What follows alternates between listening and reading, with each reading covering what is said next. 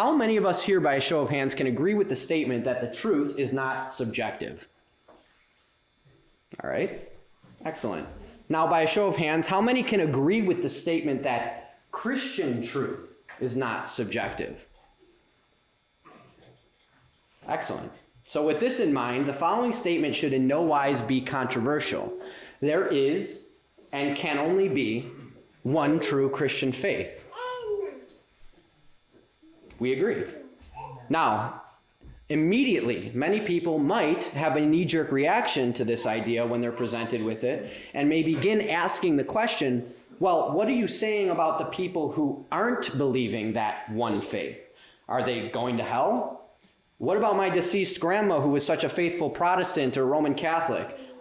What are you saying about me?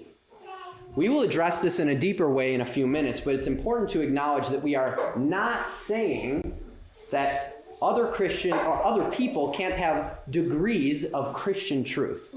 It doesn't mean that everyone outside of the church is equally in a state of total spiritual darkness. But the fact remains that we shouldn't even need to worry about what that means for everyone else in order to embrace the simple reality of the objective nature of the Christian faith. And while certainly there are many sincerely held beliefs that people have which they refer to as Christianity, we all know very well that people identify as all kinds of things these days, and self-professed Christians of all people should understand that merely identifying as something doesn't mean that they are that thing in objective reality. Now, as a former secular and skeptical agnostic who spent years down many different rabbit holes, adjusting my paradigm in accordance with my discoveries and conclusions, it always troubled me how so many people didn't seem to care about the truth at all. Now, as an Orthodox Christian, it is infinitely more troubling to me and perplexing that so many people who profess Christ also don't seem to care about the truth, specifically regarding what the Christian faith actually teaches and how we can know.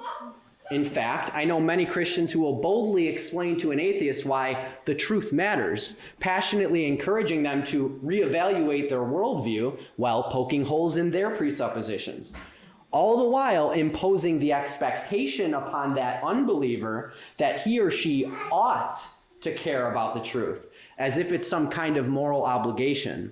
And God bless them for preaching that. They are right to do so. However, often those very same people will turn around and casually dismiss any challenges to their own Christian doctrine and paradigm as if the truth literally doesn't matter.